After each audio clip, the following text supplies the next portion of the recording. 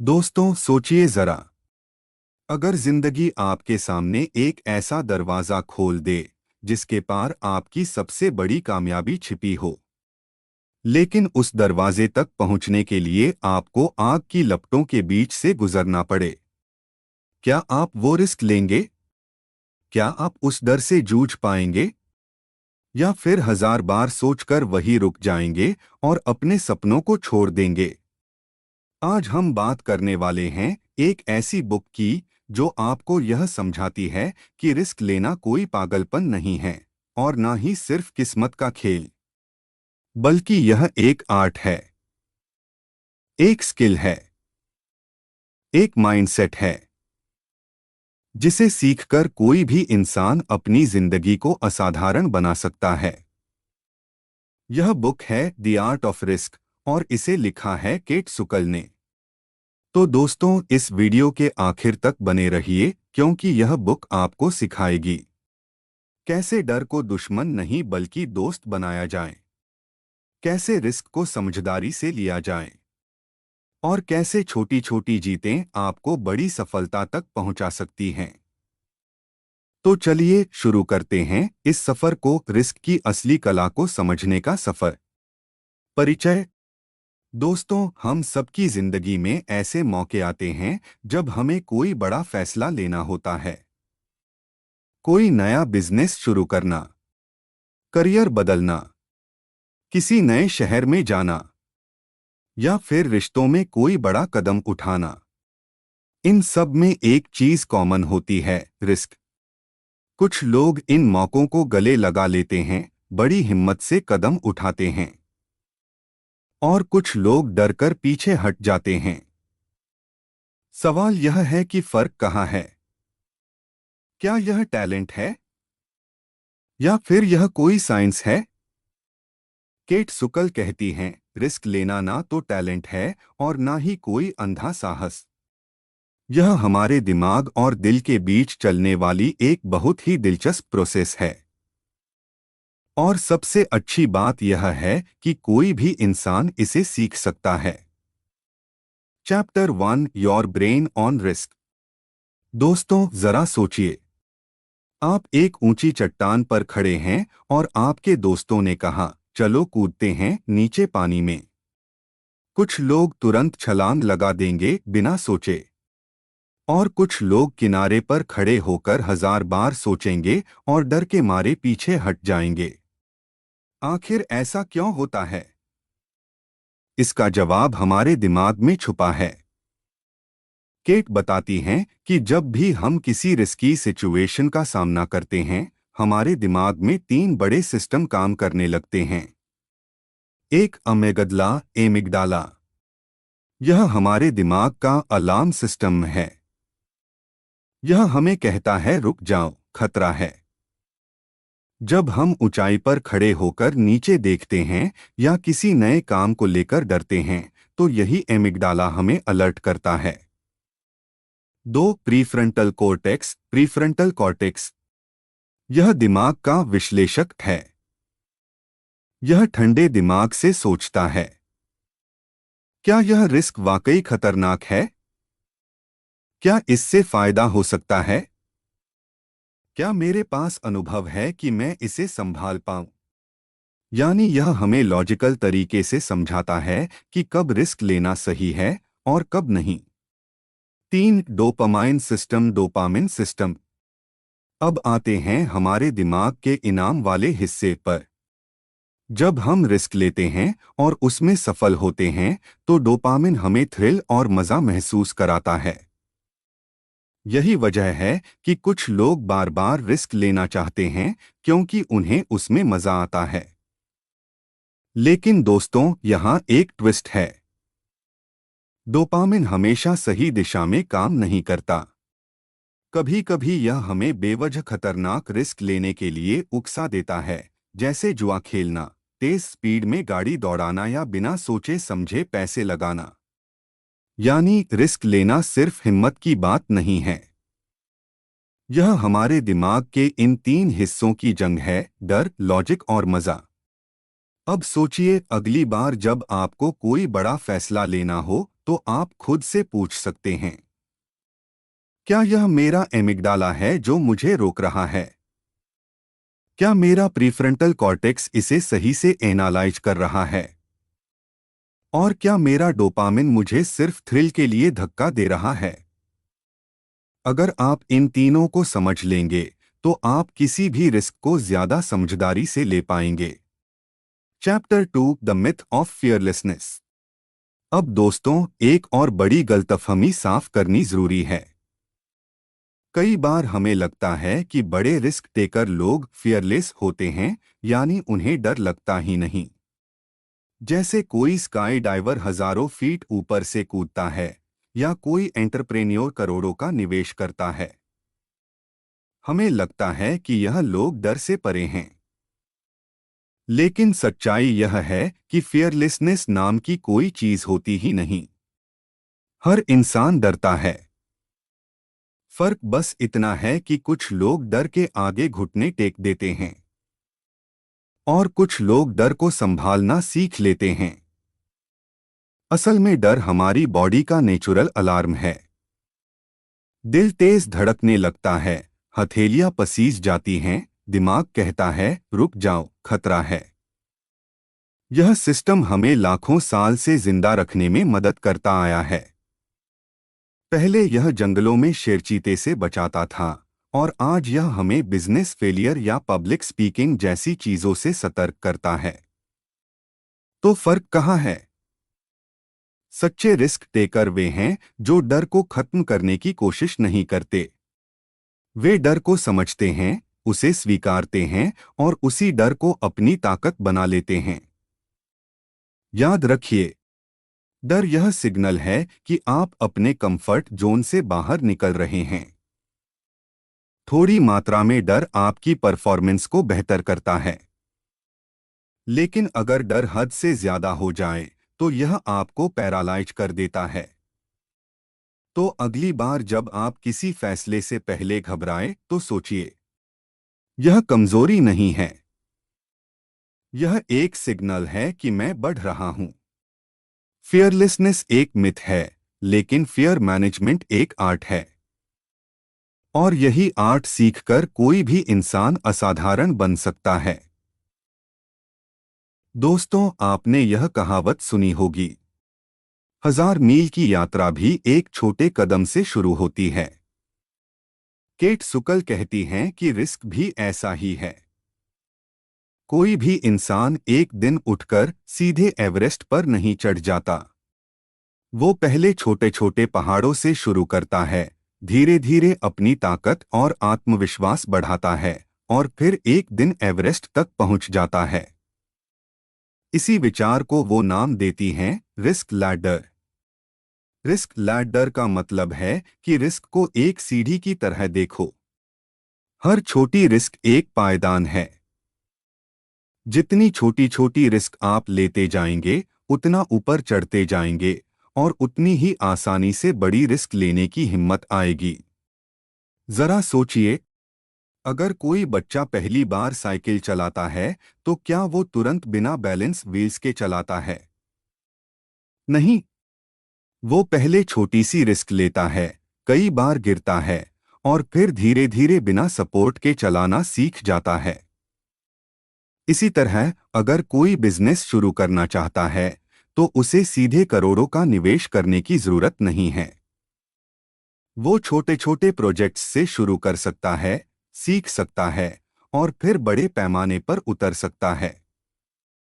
Cat का कहना है कि रिस्क को अगर आप एक सीढ़ी मान लें तो आप कभी भी डर से लकवाग्रस्त नहीं होंगे, क्योंकि आपको पता होगा कि अगला कदम छोटा है, संभाला जा सकता है। यहाँ एक और मजेदार चीज है। हर बार जब आप एक छोटा रिस्क लेते हैं और सफल होते हैं तो आपके दिमाग में डोपामिन रिलीज होता है। यह डोपामिन कहता है, वाह, यह मजेदार था, चलो अगला कदम भी लेते हैं।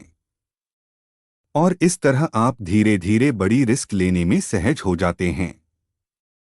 तो दोस्तों, याद रखिए, अगर आपको किसी बड़े रिस्क से डर लग रहा है तो उसे छोटे छोटे हिस्सों में बांट दीजिए। पहले छोटे रिस्क लीजिए, खुद पर भरोसा बढ़ाइए और धीरे धीरे उस बड़ी छलांग के लिए तैयार हो जाइए। यही है रिस्क लैडर का जादू। Chapter 4, training and simulation. अब दोस्तों, एक और बड़ा सवाल।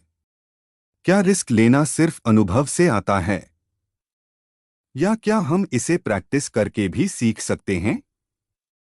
केट सुकल का जवाब है हाँ, हम रिस्क लेना ट्रेन कर सकते हैं। सोचिए जरा, एक पायलट को नए नए खतरनाक हालात झेलने पड़ते हैं। अगर वह हर बार असली जिंदगी में ही सीखने लगे तो दुर्घटनाएं तय हैं। तो पायलट क्या करते हैं? वे साइमुलेटर में प्रैक्टिस करते हैं, जहां कंप्यूटर असली जैसी परिस्थितियां बना देता है। तूफान, इंजन फेल होना, रात का अंधेरा। और पायलट बिना असली खतरे के उन हालात को संभालना सीख जाता है। केट कहती हैं कि रिस्क भी इसी तरह सीखा जा सकता है। आपको हर बार असली खतरे में कूदने की जरूरत नहीं। आप छोटे छोटे सिमुलेशन बना सकते हैं। उदाहरण के लिए, अगर आपको पब्लिक स्पीकिंग का रिस्क लेना है तो पहले शीशे के सामने बोलिए, फिर दोस्तों के सामने, फिर छोटी सी ऑडियंस के सामने। अगर आपको बिजनेस शुरू करना है तो पहले एक साइड प्रोजेक्ट बनाइए, छोटे स्तर पर टेस्ट कीजिए, फिर बड़ा लॉन्च कीजिए।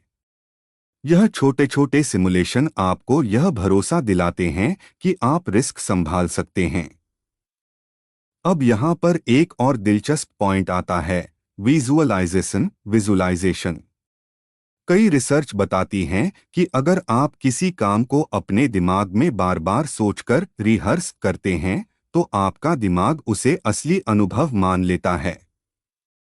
जैसे, अगर आप बार बार अपने आप को स्टेज पर बोलते हुए सोचते हैं, या फिर बार बार कल्पना करते हैं कि आप सफलतापूर्वक एक बड़ी डील क्लोज कर रहे हैं, तो आपका दिमाग उस काम को आसान मानने लगता है। यानी दोस्तों, रिस्क सिर्फ मैदान में उतरकर नहीं सीखा जाता। आप इसे ट्रेनिंग और सिमुलेशन से भी मास्टर कर सकते हैं।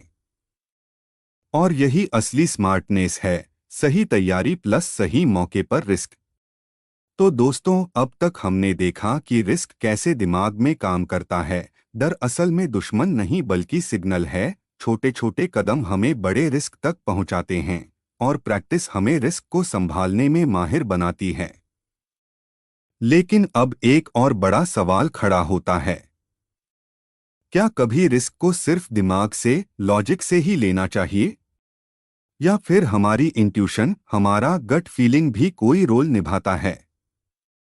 आइए अगले भाग में समझते हैं इंट्यूशन की ताकत और उसकी सीमाएं। दोस्तों, आपने अक्सर सुना होगा, अपने दिल की सुनो, या फिर मेरा गट फीलिंग कहता है कि यही सही है। अब सवाल यह है कि यह गट फीलिंग असली है या बस हमारा वहम? केट सुकल कहती हैं कि इंट्यूशन यानी गट फीलिंग कोई जादू नहीं है। असल में यह हमारे दिमाग का शॉर्टकट है। जब हम जिंदगी में बार बार किसी तरह की सिचुएशन से गुजरते हैं तो हमारा दिमाग उन अनुभवों को स्टोर कर लेता है। फिर जब दोबारा वैसा ही माहौल सामने आता है तो दिमाग बिना लॉजिक लगाए तुरंत एक सिग्नल भेज देता है। यही सिग्नल हमें गट फीलिंग की तरह महसूस होता है। उदाहरण के लिए, एक डॉक्टर जिसने हजारों मरीज देखे हैं अक्सर एक नज़र में समझ जाता है कि कौन सा मरीज सीरियस है। एक क्रिकेटर जिसने हजारों बॉल फेस की हैं अचानक गट फीलिंग से समझ जाता है कि अगली गेंद पर क्या होगा। एक बिजनेसमैन जिसने कई डील्स की हैं किसी नए क्लाइंट को देखकर महसूस कर लेता है कि यह भरोसे लायक है या नहीं। यह सब जादू नहीं है, यह उनका अनुभव है जो दिमाग के अंदर गहराई में छिपा बैठा है। लेकिन यहाँ एक पेंच है, इंट्यूशन हमेशा सही नहीं होता। कभी कभी हमारा गट फीलिंग डर से प्रभावित हो सकता है या फिर हमारी पुरानी गलतियों से गुमराह हो सकता है। तो सही तरीका क्या है? केट सुकल कहती हैं, गट फीलिंग और लॉजिक दोनों का कॉम्बिनेशन ही सबसे सुरक्षित रिस्क है। यानी अगर आपका गट कहता है कि यह सही है, तो उसे डेटा और लॉजिक से क्रॉस चेक कीजिए। और अगर लॉजिक हाँ कह रहा है लेकिन गट मना कर रहा है, तो सोचिए शायद कोई अनुभव आपके भीतर अलार्म बजा रहा है। असली रिस्क टेकर वे हैं जो इस बैलेंस को समझते हैं। वे सिर्फ अंधी इंट्यूशन पर भरोसा नहीं करते और न ही सिर्फ ठंडे दिमाग से गणित लगाते हैं। वे दोनों को साथ लेकर चलते हैं। तो दोस्तों, अगली बार जब आप किसी रिस्क के मुहाने पर खड़े हों, तो खुद से यह पूछें, क्या मेरा गट कह रहा है कि यह सही है? क्या मेरा दिमाग भी कह रहा है कि यह सही है? क्या दोनों एक दूसरे की पुष्टि कर रहे हैं? अगर हाँ, तो समझ लीजिए कि आप एक समझदार रिस्क लेने वाले हैं। Chapter 6, risk personality types. अब दोस्तों, बुक का एक और मजेदार हिस्सा आता है। क्या आपने देखा है कि कुछ लोग हर वक्त रिस्क लेने को तैयार रहते हैं, जबकि कुछ लोग हमेशा सेफ खेलना पसंद करते हैं? केट सुकल कहती हैं कि हमारी रिस्क पर्सनालिटी अलग-अलग हो सकती है और ब्रॉडली इसे 3 तरह से समझा जा सकता है। एक, high risk takers. High risk taker ये वे लोग होते हैं जिन्हें रिस्क लेने में मजा आता है। स्काई डाइविंग, बंजी जंपिंग, नया बिजनेस, अचानक फैसले लेना, ये सब इनके लिए रोमांच होता है। उनका डोपामिन सिस्टम बहुत एक्टिव होता है। लेकिन दिक्कत यह है कि कभी-कभी ये लोग सोच समझे बिना ऐसे रिस्क ले लेते हैं जो खतरनाक साबित हो सकते हैं। 2, moderate risk takers. Moderate risk taker ये सबसे संतुलित लोग होते हैं। ये रिस्क से डरते भी नहीं और अंधे होकर कूदते भी नहीं। ये पहले सोचते हैं, एनालाइज करते हैं और फिर प्लान बनाकर रिस्क लेते हैं। ये लोग अक्सर सबसे ज्यादा सफल होते हैं क्योंकि इनका बैलेंस सही बैठता है। 3, low risk takers. Low risk taker ये वे लोग हैं जिन्हें रिस्क से बहुत डर लगता है। ये ज्यादातर समय सेफ खेलते हैं। कभी-कभी इनका यह स्वभाव इन्हें सुरक्षित तो रखता है, लेकिन बड़ी सफलता से वंचित भी कर देता है। हालांकि जिंदगी के कुछ हिस्सों में, जैसे फाइनेंस या हेल्थ, ये स्वभाव फायदेमंद भी हो सकता है। अब सवाल यह है कि हम इनमें से कौन हैं? क्या हमारी रिस्क पर्सनालिटी फिक्स है? क्या अगर हम लो रिस्क टेकर हैं, तो हमेशा ऐसे ही रहेंगे? केट सुकल कहती हैं, नहीं। हमारी रिस्क पर्सनालिटी लचीली है। हमारे माहौल, अनुभव और आदतें इसे बदल सकती हैं। उदाहरण के लिए, अगर आप धीरे धीरे छोटे छोटे रिस्क लेना शुरू करें, तो आपका आत्मविश्वास बढ़ेगा और आप लो से मॉडरेट टेकर बन सकते हैं। अगर आप हमेशा हाई रिस्क लेते हैं और नुकसान झेलते हैं, तो अनुभव आपको थोड़ा संतुलित बना देगा। यानी रिस्क पर्सनालिटी कोई जन्मजात स्थायी चीज नहीं है। यह बदल सकती है और इसे बदला जा सकता है। असली खेल यह है कि आप यह समझें कि आप किस कैटेगरी में आते हैं और फिर उसे अपने लक्ष्य के हिसाब से एडजस्ट करें। क्योंकि बहुत ज्यादा रिस्क भी खतरनाक है और बहुत कम रिस्क भी आपको रोक देता है। तो दोस्तों, अब तक हमने देखा कि रिस्क सिर्फ दिमाग का खेल नहीं है, इसमें इंट्यूशन का भी बड़ा रोल है। हमने यह भी जाना कि हर इंसान की रिस्क पर्सनालिटी अलग होती है और इसे बदला जा सकता है। लेकिन अब अगला सवाल यह है, क्या रिस्क सिर्फ एक निजी खेल है, या फिर हमारा पर्यावरण, संस्कृति और समाज भी यह तय करते हैं कि हम रिस्क लेंगे या नहीं? आइए अगले भाग में समझते हैं कि रिस्क सिर्फ मैं की बात नहीं बल्कि हम की कहानी भी है। दोस्तों, अब तक हमने यह समझा कि रिस्क हमारे दिमाग, हमारी आदतों और हमारी पर्सनैलिटी पर निर्भर करता है। लेकिन एक और बड़ा पहलू है हमारा वातावरण। जरा सोचिए, अगर आप ऐसे परिवार में बड़े हुए हैं जहां हर छोटी बात पर कहा गया, रिस्क मत लेना, कहीं गड़बड़ हो गई तो सब बिगड़ जाएगा, तो आपके अंदर रिस्क लेने का डर बैठ जाएगा। वहीं अगर आप ऐसे माहौल में बड़े हुए हैं जहां कहा गया, ट्राई करो, गिरोगे तो उठ जाओगे, लेकिन कोशिश मत छोड़ना, तो आपके अंदर रिस्क लेने का आत्मविश्वास बनेगा। यानी हमारा कल्चर और माहौल यह तय करता है कि हम रिस्क को खतरे की तरह देखते हैं या अवसर की तरह। चलिए कुछ उदाहरण लेते हैं। जापान जैसे देश में स्टेबिलिटी को बहुत अहमियत दी जाती है। वहाँ लोग आमतौर पर सेफ खेलना पसंद करते हैं। वहीं अमेरिका जैसे देशों में उद्यमिता, एंटरप्रेन्योरशिप को गौरव की तरह देखा जाता है। वहाँ लोग बिजनेस फेल भी हो तो उसे अनुभव मानते हैं, शर्मिंदगी नहीं। इसी तरह परिवार का असर भी बहुत गहरा होता है। अगर माँ बाप बच्चों को छोटे छोटे रिस्क लेने देते हैं, जैसे साइकिल चलाना, अकेले स्कूल जाना या नई एक्टिविटी ट्राई करना, तो बच्चा धीरे धीरे सीखता है कि रिस्क लेना जीवन का हिस्सा है। लेकिन अगर हर बार कहा जाए मत जाओ, मत करो, गिर जाओगे, चोट लग जाएगी, तो बच्चा बड़ा होकर भी रिस्क से डरने लगता है। अब सोचिए दोस्तों, हमारा समाज भी इसमें भूमिका निभाता है। अगर समाज असफलता को गुनाह मानता है तो लोग रिस्क लेने से डरेंगे। लेकिन अगर समाज असफलता को सीखने का अवसर मानता है तो लोग बेझिझक नए कदम उठाएंगे। केट सुकल कहती हैं कि रिस्क सिर्फ मैं की कहानी नहीं है, यह हम की भी कहानी है। हमारे आसपास के लोग, हमारे समाज के नियम और हमारी संस्कृति सब मिलकर हमारे रिस्क लेने की आदत को गढ़ते हैं।